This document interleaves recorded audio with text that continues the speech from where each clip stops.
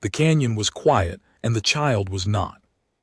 She came out of the wreckage at a dead run, bare feet slapping against the red sandstone shelf, and the first thing Maren Aldrich noticed was how small she was. Not small the way a supply crate was small compared to a hauler. Small the way a thought was small before it became the only thing in your head. 3 handspans tall at best, gray-green skin mottled with dust, ears that stuck out from her skull like the fronds of a fern uncurling after rain. She was making a sound Maren had never heard before, a high, thin keening that climbed through frequencies the human ear barely registered, and she was running straight toward the edge of the canyon. Maren dropped the survey beacon she was calibrating and caught the child 6 steps from a 200-meter fall. The girl went rigid in her arms, then limp, then rigid again. She weighed almost nothing. Her skin was cool to the touch, and where Maren's palms pressed against the child's ribcage she could feel a triple heartbeat hammering like a snare drum through bone. The keening stopped. 2 enormous eyes, silver as unpolished steel, opened wide and stared up at Maren with no expression she could name. No anger, no gratitude. Just a focused, absolute attention, as though the child were reading a page written on Maren's face, and was not yet sure whether the page was safe to touch. Behind them, the wreckage was still smoking. It had come down 3 hours before dawn, a shallow entry skip that had turned the northern ridge into a scar of fused glass and scattered hull plating. Maren had assumed it was a prospector drone or a spent survey stage from the orbital relay. She had assumed wrong. The fuselage bore no markings she recognized, and the interior was sized for passengers half her height. 3 seats, all empty. One of them had a restraint harness still buckled, its straps shredded from the inside. The shredding was not clean. It was the work of small hands pulling and pulling until something tore. The child must have crawled out and wandered for hours before the heat of mid-morning drove her toward the only moving figure in the canyon. "Okay," Maren said. She said it to herself mostly. "Okay." The child blinked. Both eyelids moved, then a third membrane slid across those silver discs and retracted.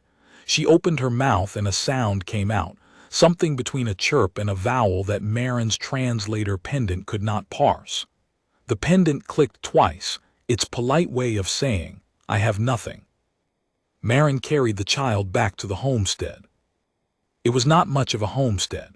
A pressurized hab unit bolted to the canyon floor, a water condenser that worked when the wind cooperated, a solar array she had wired herself, a tool shed with a corrugated roof she had replaced twice, and 62 hectares of survey-staked mineral rights that Maren had filed on 3 years ago and had been working alone ever since. The nearest settlement was Duskwell, 11 hours north by crawler, and the last time Maren had spoken to another human face-to-face was 41 days ago, when the supply drop pilot had landed long enough to complain about the crosswinds. She set the child on the hab unit's single table. The girl sat with her legs folded beneath her, watching Maren move around the small space. Her eyes tracked everything: the water carafe, the ration packs, the geological survey maps pinned to the wall with their color-coded mineral overlays, the dead cactus in its cracked pot by the window. The child's gaze lingered on the cactus longest. Her ears tilted toward it as though she could hear something in the dead soil that Maren could not. Maren poured water into a cup and set it on the table. The child looked at the cup, looked at Maren, and did not move. "It's water, clean water." The pendant clicked twice. Maren picked up the cup, took a sip, set it down. The child watched this performance with the same unreadable focus. Then one small gray-green hand reached out, wrapped around the cup with both palms, and lifted it to her mouth. She drank the whole thing in 3 swallows and set the cup down with the careful precision of someone who had been taught that things you set down wrong could be taken away. That precision told Maren more than any translator could have. She refilled the cup. The child drank again. This time, when she set the cup down, her fingers stayed on it, and she made a sound Maren's pendant rendered as a fragment.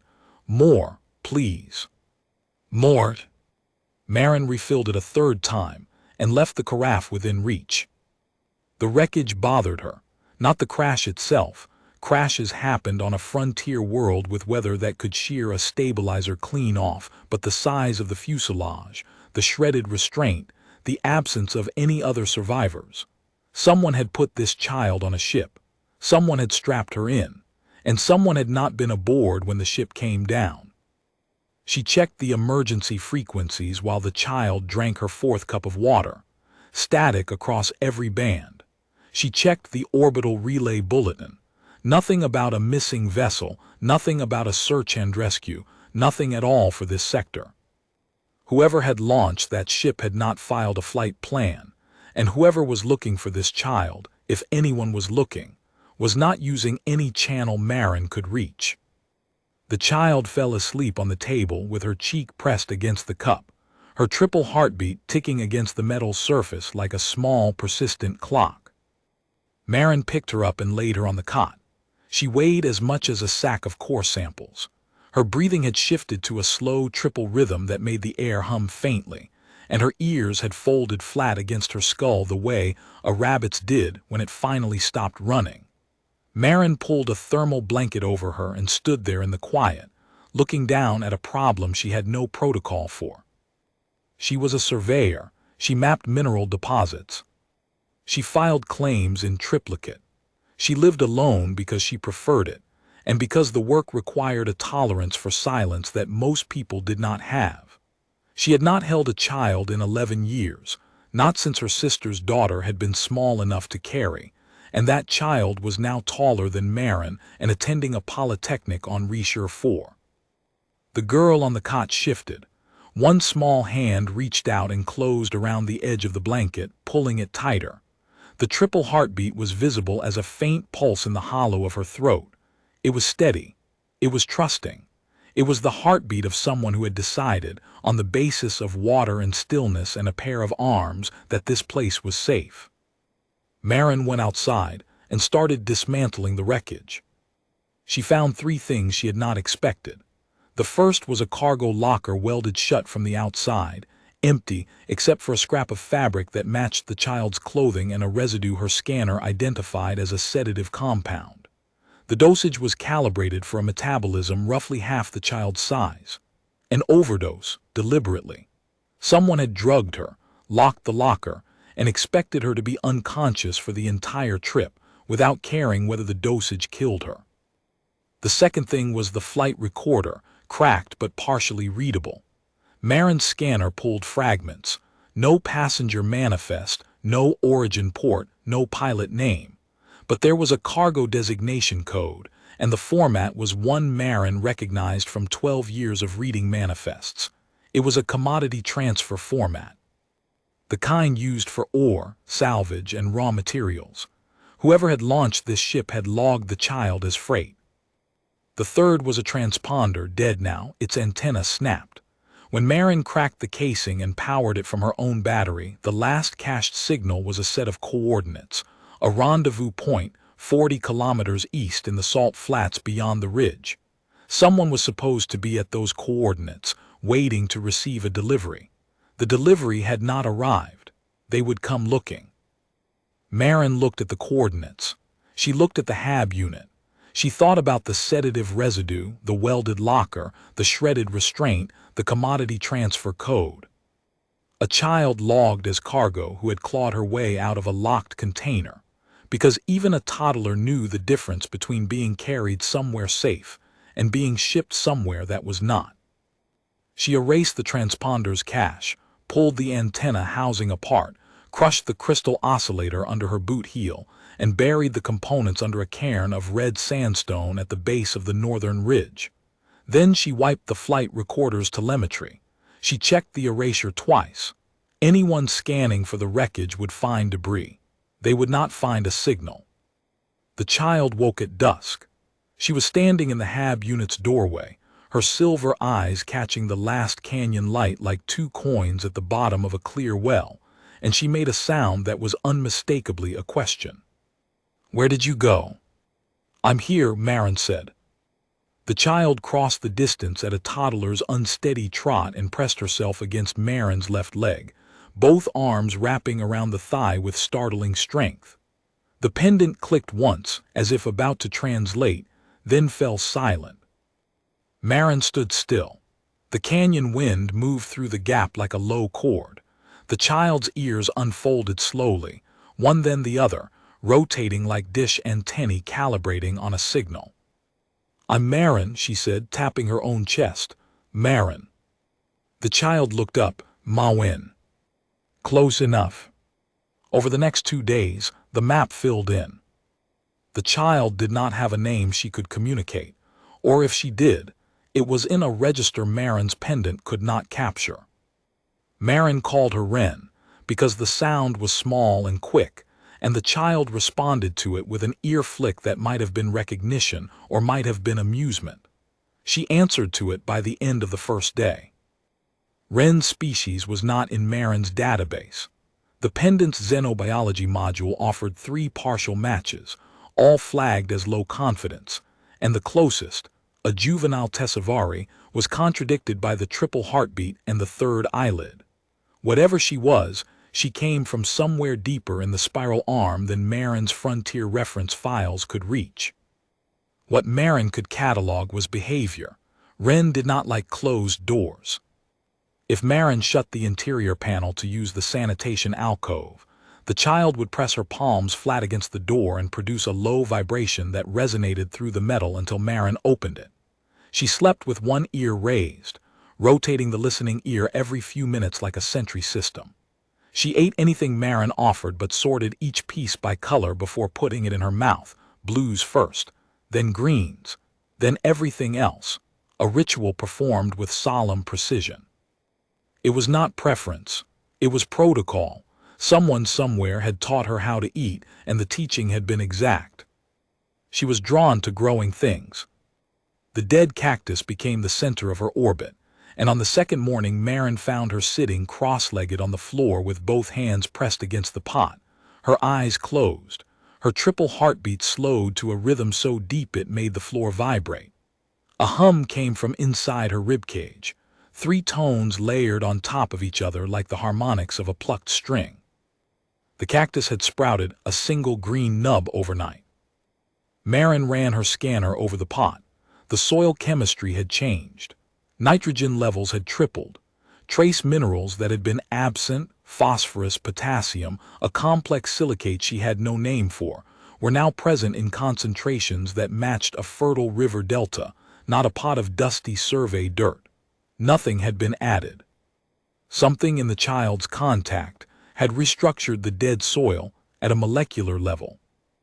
She brought back a flat of mineral-rich soil from the tool shed, soil she had been saving for test cultures. She set it on the floor beside Wren and watched as the child transferred her hands to the new soil, and the green nub on the cactus held its shape, as if she had given it permission to live, and then moved on. By evening the flat had 3 shoots in it that Marin could not identify. They were pale, almost translucent, with a faint silver-green coloration that matched Wren's skin. They grew without supplemental light, without water, without anything except the child's proximity. When Wren moved to the other side of the hab unit, the shoots stopped growing. When she came back, they resumed. The correlation was absolute. Late in the afternoon of the second day, Wren found the survey maps on the wall. She stood in front of them, reaching up on her toes, her silver eyes moving across the mineral overlays with a focus that was more than curiosity. She was reading them, not the way a human read a map, but the way she read everything, with her whole body. Her hands hovered near the paper, her ears tilted toward it, her triple heartbeat quickened.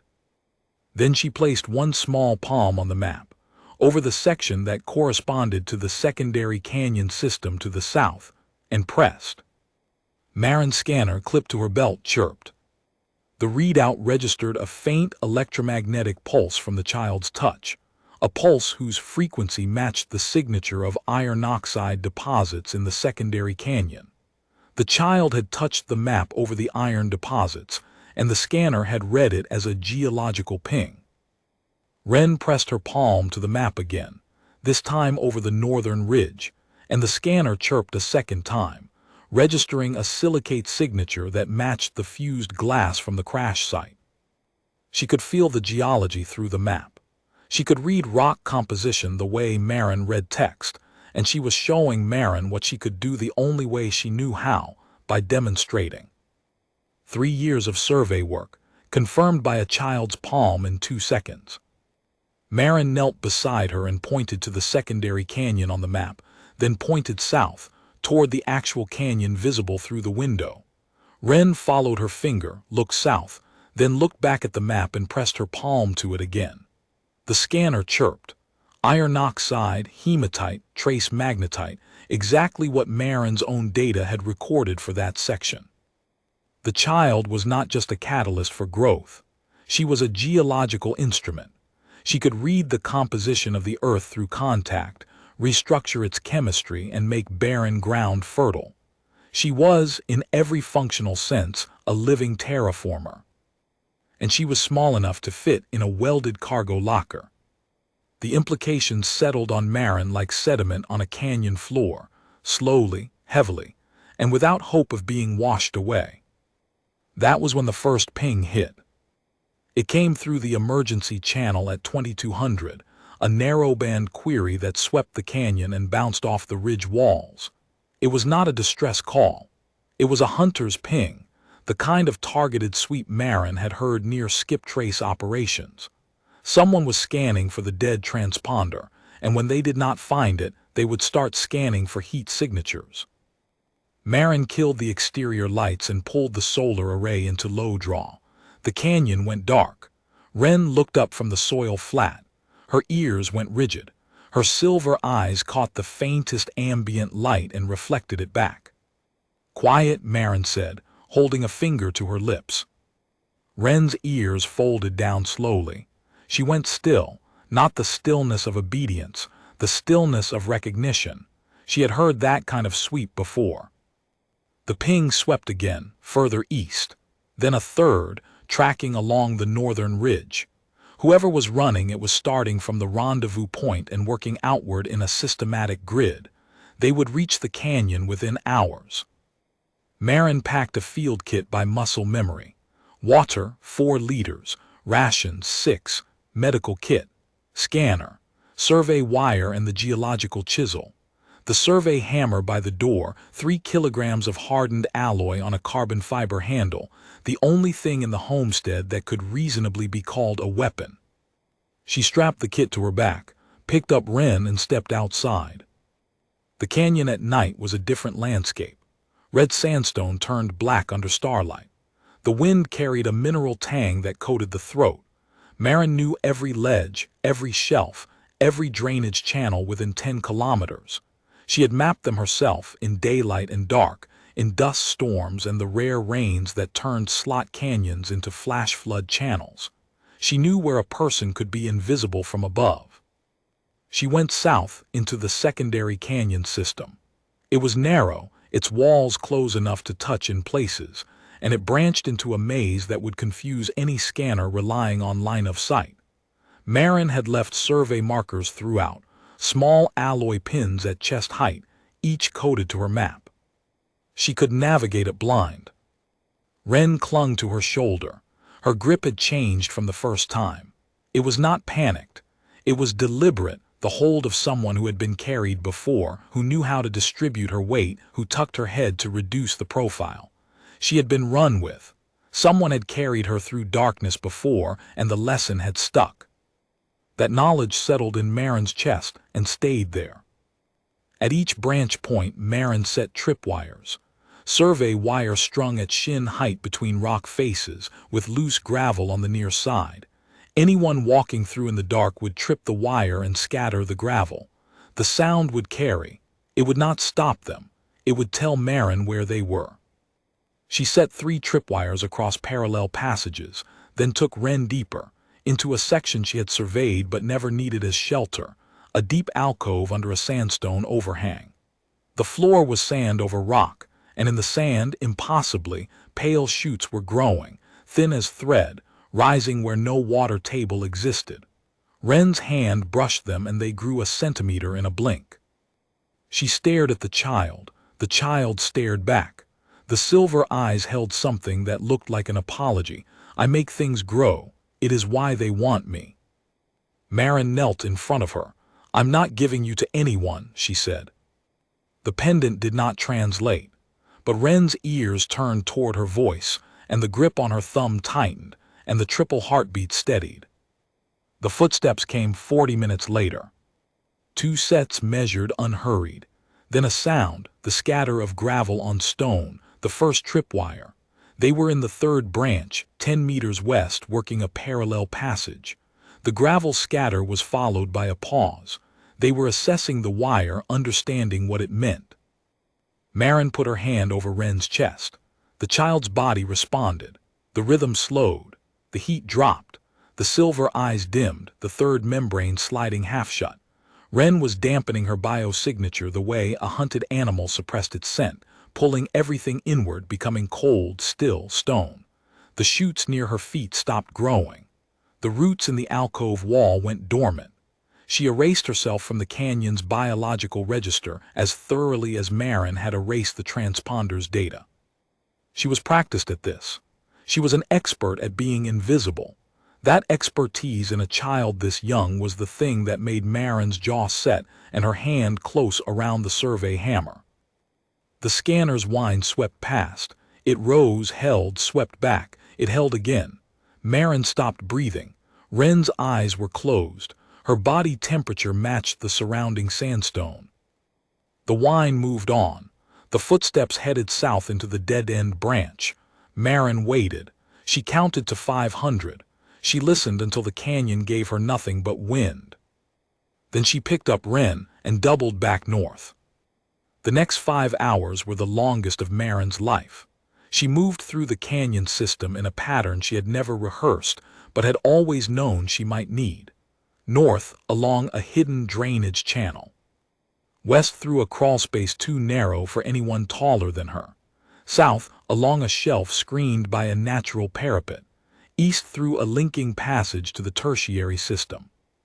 The child on her shoulder said nothing, weighed nothing, and every time Marin stopped to listen, Wren's ears were already raised, already tracking. She tapped Marin's shoulder once when the scanner's whine approached, twice when it receded. It was not language.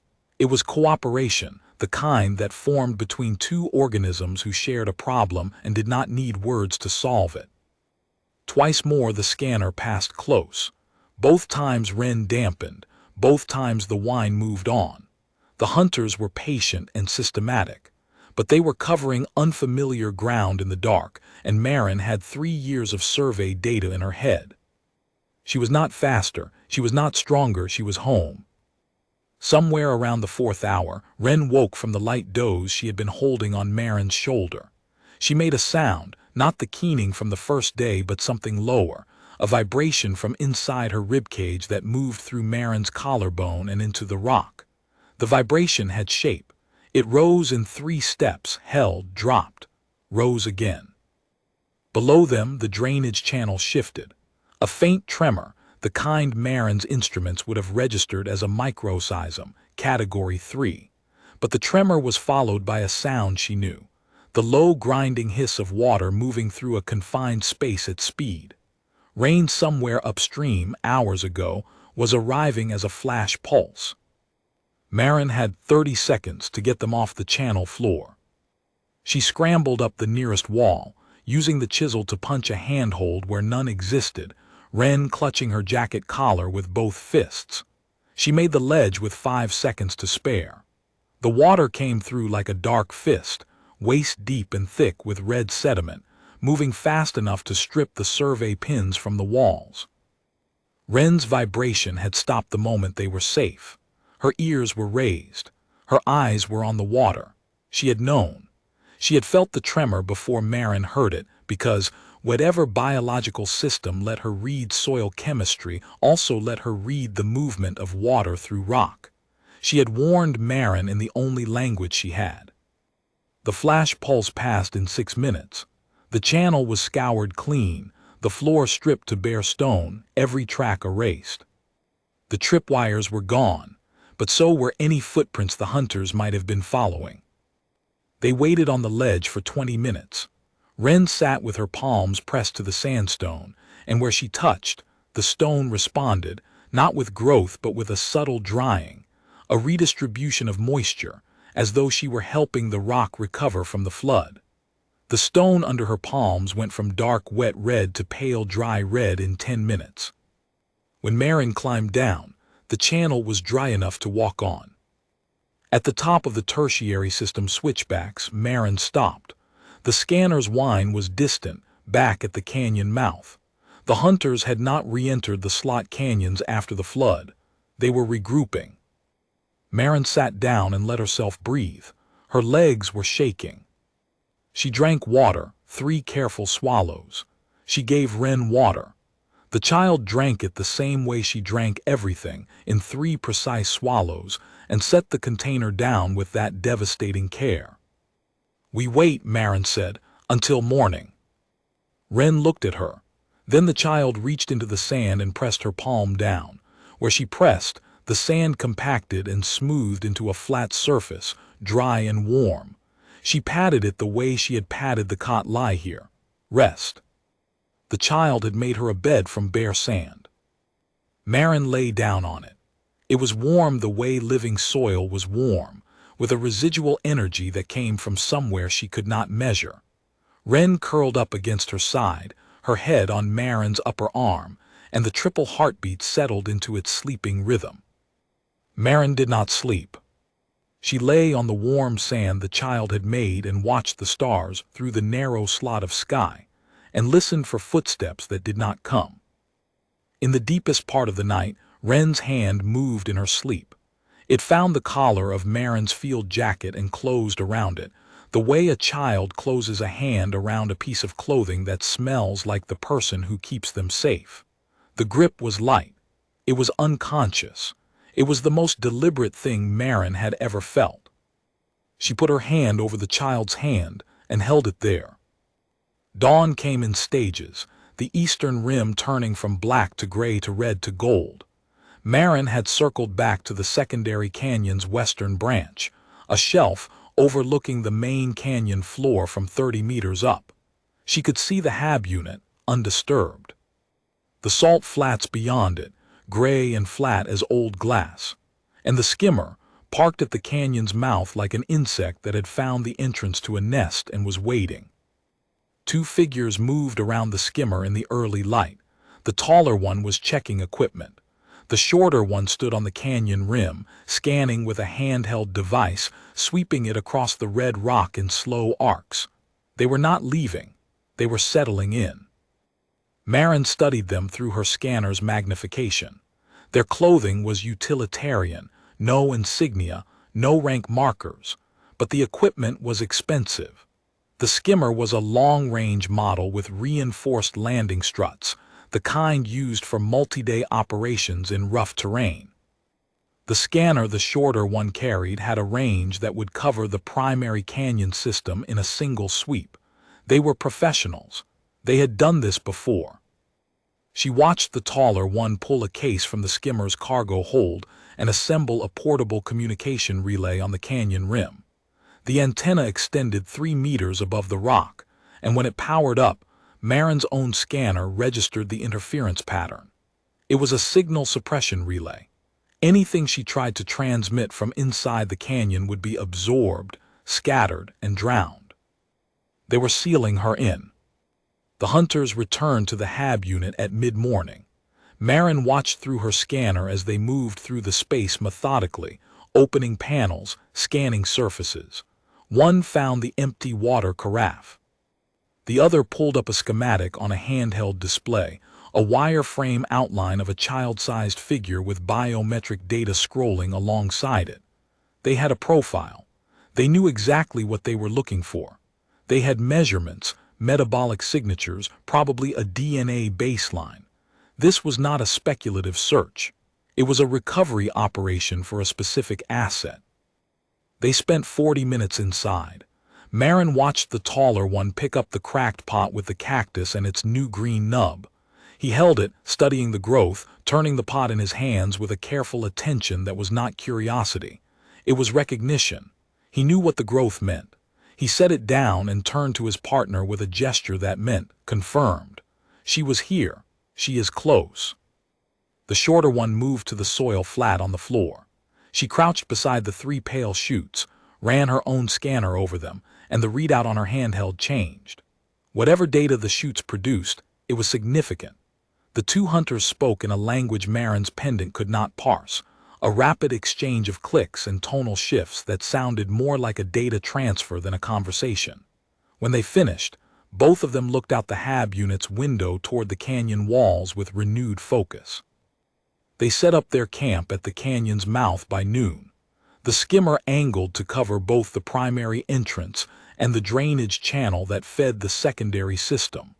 One sat in the cockpit monitoring the broad-spectrum scanner.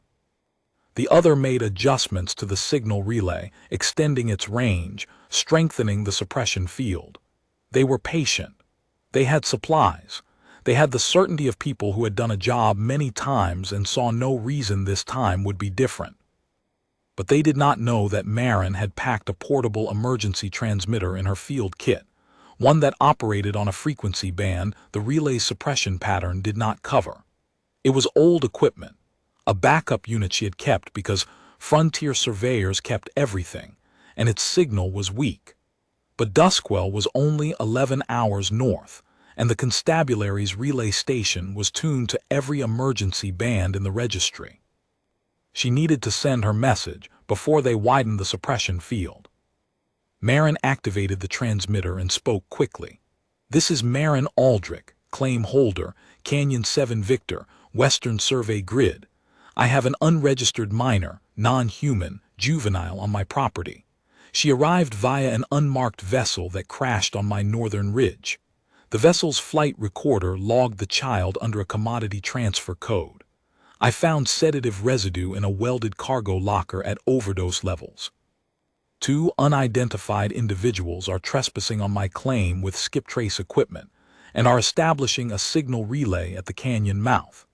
I am formally invoking frontier custodial protection under Section 14 of the Outer Territories Settlement Code. The child is in my care. She stays in my care until a duly authorized representative establishes her identity and welfare.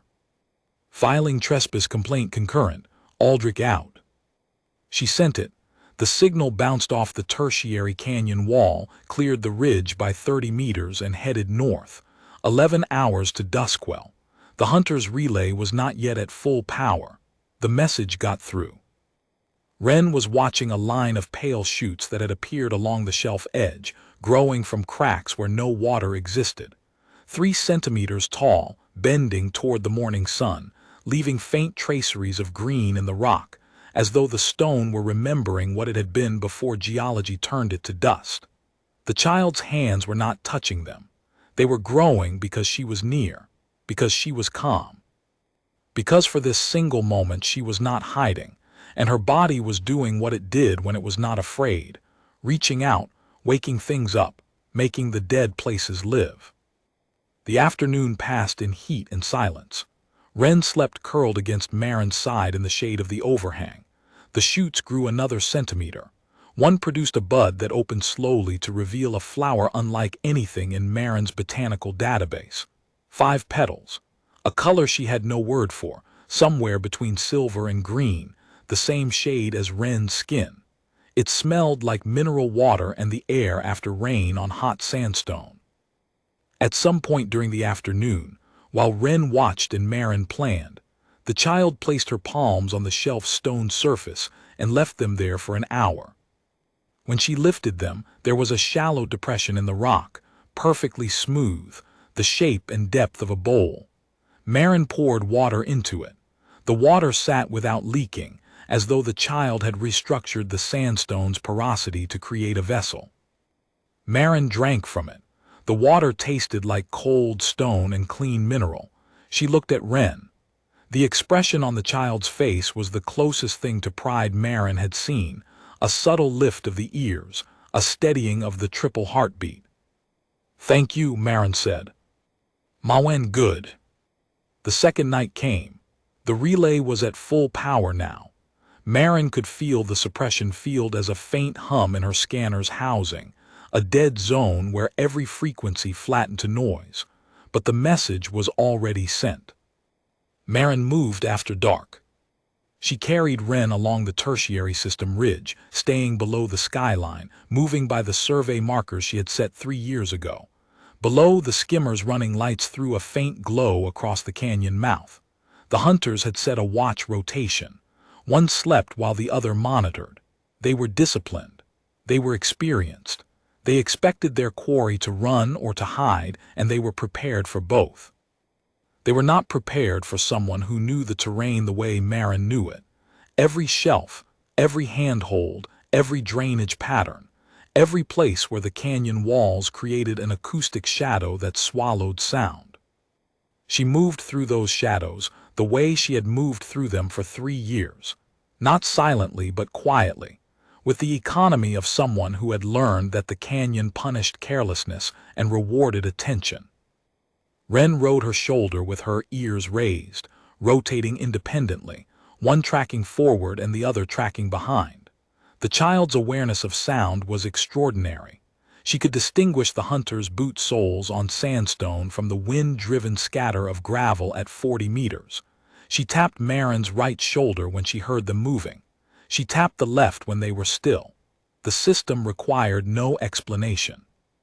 It emerged whole, a collaboration between an organism that could hear through rock and a woman who knew every meter of the rock being heard through. But they did not know about the flash flood. They did not know the drainage channels had been scoured clean. They did not know the woman they were waiting out had mapped every meter of this canyon in the dark.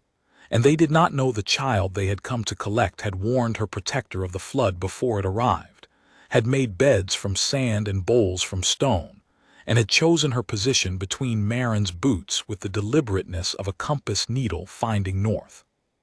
Wren woke fully at moonrise. She sat up on Marin's lap and spoke a full sentence for the first time. The pendant caught fragments. Where? Home. Gone. Where? I don't know where your home is, Marin said. Wren reached up and pressed one small palm against Marin's cheek. The touch was cool. Beneath it, Marin felt a vibration, a current that moved through her skin and into the bone of her jaw. The child was reading her biological signature the way Marin's scanner read mineral composition. Temperature, density, chemical composition, the electrical pattern of nerve impulses. It lasted 3 seconds. When Wren pulled her hand away, her expression had changed. Something warmer, something that looked like a decision made. The child leaned forward and pressed her forehead against Marin's collarbone. Her triple heartbeat synchronized with Marin's single one, 3 pulses for every one of Marin's, a rhythm that locked together with the precision of survey coordinates snapping into alignment. The pendant spoke for the first time in hours. One word, low confidence, flagged with a question mark. Safe. On the 3rd morning, the constabulary came. A single enforcement crawler, battered and dust-coated, grinding up the canyon road with the deliberate pace of a vehicle whose driver had been traveling all night and had no intention of stopping until the job was done. It stopped 100 meters from the skimmer and the relay, and a woman in a constable's jacket stepped out, followed by a man carrying a scanner case and a sidearm he did not touch. The hunters did not react immediately. They were calculating. 2 collectors against 2 constables, on a frontier world where backup was 11 hours away, and jurisdictional authority was a polite fiction enforced by the willingness of the people who lived here to believe in it. The calculation was whether these 2 constables believed in it enough to make the fiction hold. The constable walked to the skimmer. She was not tall. She moved with the unhurried confidence of someone who had walked up to 100 difficult situations and had not yet found one that could be resolved by walking faster. She spoke. The taller hunter stepped out of the cockpit.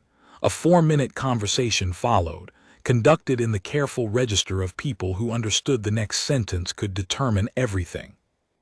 Marin could not hear the words. She could see the postures. The constable stood with her weight even, her hands visible, her expression neutral.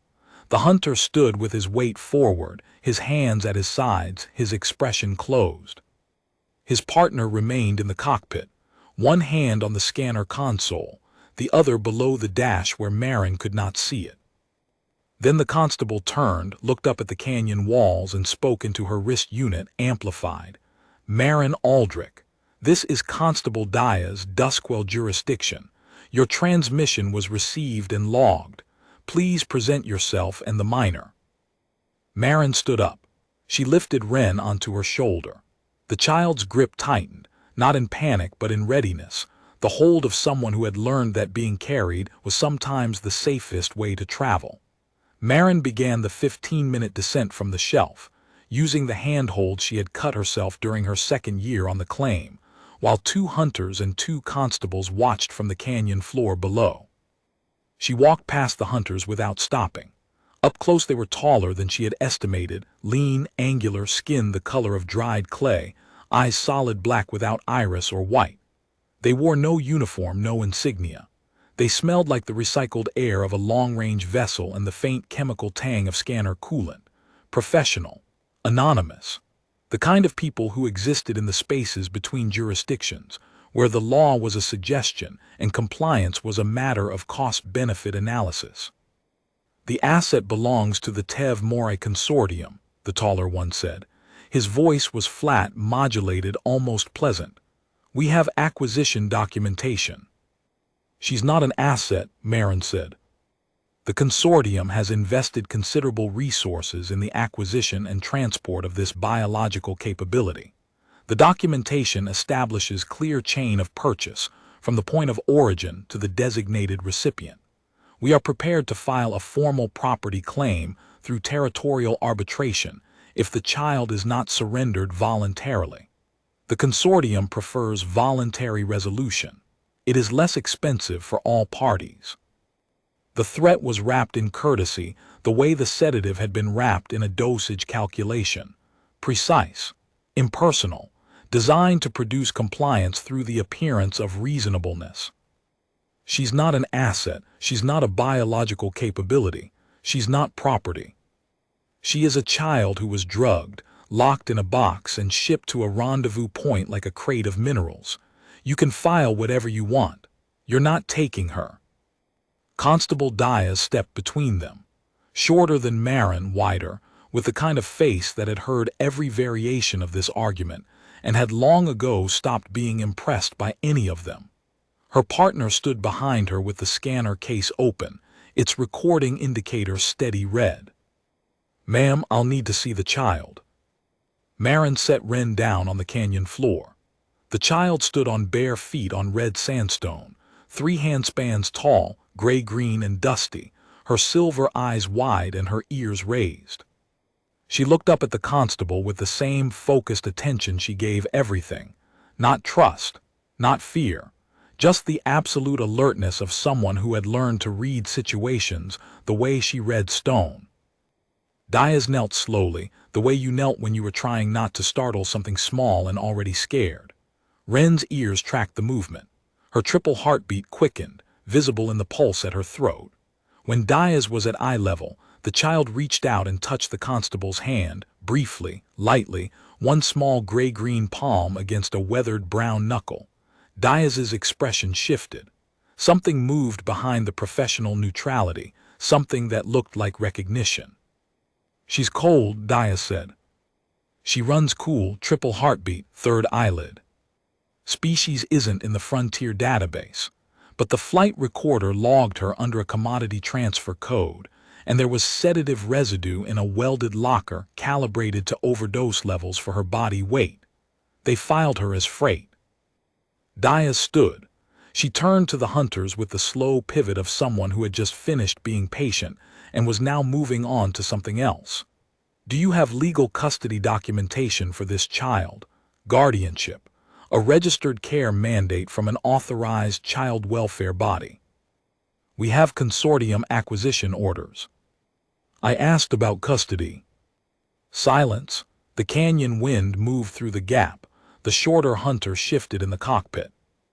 Then under Section 14 of the Outer Territory Settlement Code, the child remains in the custodial protection of the claim holder who found her until a verified legal guardian is identified and the child's welfare is independently confirmed.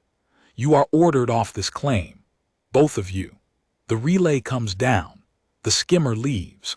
You can file your consortium's paperwork through the Duskwell Territorial Office during business hours. The taller hunter took a step forward. His partner shifted behind him, and something in the cockpit made a sound that might have been a console being powered up or might have been a weapon being unlocked. Diaz's partner moved his hand to his sidearm. He still did not draw it. The gesture was enough. The canyon held its breath. The consortium does not recognize frontier settlement law, the taller hunter said. This jurisdiction does. And this jurisdiction has a communications array that can reach the sector marshal's office in 12 minutes.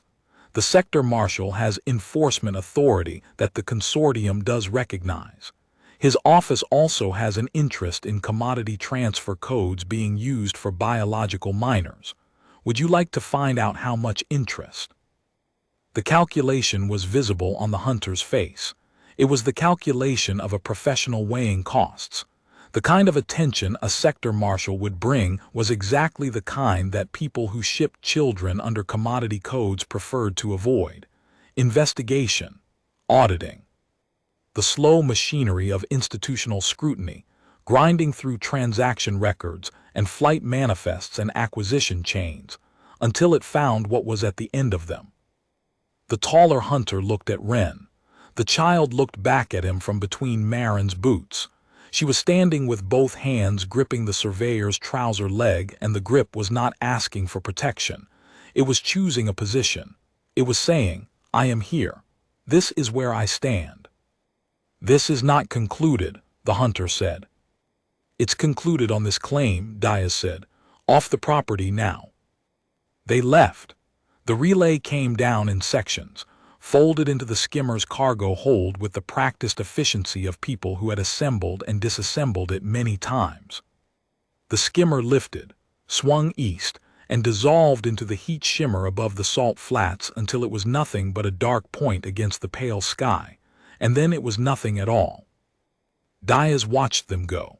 Her partner lowered his hand from the sidearm and let out a breath he had been holding for 2 minutes. They'll file a counterclaim, Diaz said, still watching the eastern sky. Let them file. It could take months. Territorial arbitration moves at its own speed. You'll need to maintain custodial responsibility for the duration. Housing, nutrition, medical monitoring. The welfare office will send an assessor. I know. You're a mineral surveyor. Alone. On a frontier claim with 1 HAB unit and a water condenser that works when it feels like it. I know what I am. I know what I have. I know what she needs. Diaz looked down at Wren. The child had released Marin's trouser leg and was crouching on the canyon floor, both hands pressed to the red sandstone.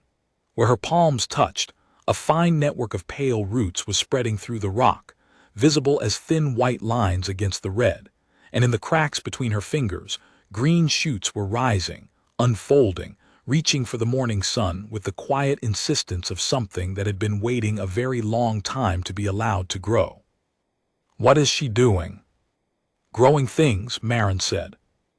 On wreck. On anything. Diaz was quiet for a long time. Her partner had stopped recording and was watching the shoots spread across the canyon floor with the expression of a man who was going to have a very difficult time writing this section of his report.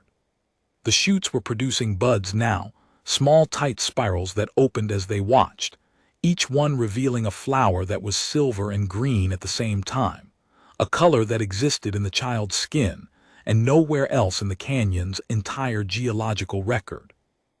I'll file the Section 14 protection order, Diaz said finally. I'll flag the commodity code to the sector welfare office. I'll include your scanner data on the sedative residue and the welded locker. It is going to be a fight, Ms. Aldrich. The Tev Morai Consortium has resources. They have lawyers. They have people who know how to make territorial arbitration, very uncomfortable for individual claim holders. It's already a fight. It started when they welded a locker shut with a child inside. You understand what you're taking on. Marin looked down at the child who was turning the canyon floor into a garden. The pale shoots were spreading outward from Wren's hands in a widening circle, each one producing a bud, each bud opening into one of those impossible silver-green flowers. The wind carried their scent across the canyon, green and mineral and alive, the smell of a planet deciding to stop being dead. I understand, Marin said. The crawler left at noon, grinding back up the canyon road toward Duskwell with Diaz's partner already drafting the incident report on a handheld in the passenger seat. Marin watched it until the dust trail faded, then carried Wren back to the hab unit, set her on the table, and poured her a cup of water. The child drank it in 3 swallows and set the cup down with that careful precision. She sorted a ration bar by color and ate the darkest pieces first. Then she looked at the dead cactus in its cracked pot. The green nub had become a stem. The stem had 2 leaves. The leaves were silver green, the same shade as the flowers on the canyon floor, the same shade as Wren's skin. Wren reached out and touched the pot. The leaves unfurled another centimeter. The hab unit was as they had left it. The hunters had searched it but taken nothing. The survey maps were still on the wall with their color-coded overlays. The flat of soil with its 3 pale shoots was on the floor, and the shoots had survived 3 days without the child's proximity, smaller, their growth paused but alive. When Wren sat beside the flat, they straightened and resumed growing as though they had been waiting for permission. Marin stood at the window. The silver-green flowers on the canyon shelf were visible from here, a pale smudge of color on red sandstone, 30 meters up and spreading. The wind carried their scent through the ventilation panel, and the hab unit smelled like green things and mineral water for the first time since Marin had bolted it to the canyon floor 3 years ago. She thought about what Diaz had said. It is going to be a fight. She thought about what the hunter had said. This is not concluded. She thought about commodity transfer codes and welded lockers and the small sound of a child's hands shredding a restraint harness in the dark. She thought about these things and then she stopped, because the child was on the floor with her hands in the soil, and the shoots were growing and the hab unit smelled like something alive, and there was work to do. She sat down at the table and opened her survey log. There were mineral deposits to map, claims to maintain, condenser filters to replace, and a Section 14 filing to document in the precise, unemotional language that frontier law required. The filing would need the flight recorder data she had preserved on her scanner before wiping the original. It would need her survey logs showing the crash timeline. It would need a statement from Diaz. It would need patience and stubbornness, and the willingness to sit in the same chair and fill in the same forms for as long as the system required. Marin had all of those things. She had been accumulating them for 12 years in a canyon that gave nothing easily and took back everything you did not fight to keep. The day's work had not changed. It would never change. You got up. You did the work. You maintained what was yours. She looked at the child. The child looked back. Those silver eyes held the same focused attention they had held on the first day, when Marin had been nothing but a stranger and the canyon had been nothing but stone. But something in the quality of the attention had shifted. It was not reading her anymore. It was recognizing her. The page had been read. The page was safe. "Mawen," Wren said. "I'm here." A sound came from the child then, something new, not a word the pendant could translate, but a word nonetheless, something that belonged to a language Marin did not speak and might never learn. It had the cadence of a name. It had the weight of a thing being given rather than taken. Wren was naming her, not Marin. Something else, something in the child's own tongue that meant the person who carries you through the dark and brings you back to the light. The pendant clicked once, then was silent. Some things were not meant to be translated. Some things only worked in the original. Marin picked up her survey pen and wrote the date at the top of a fresh page. Below it she wrote, Day 1.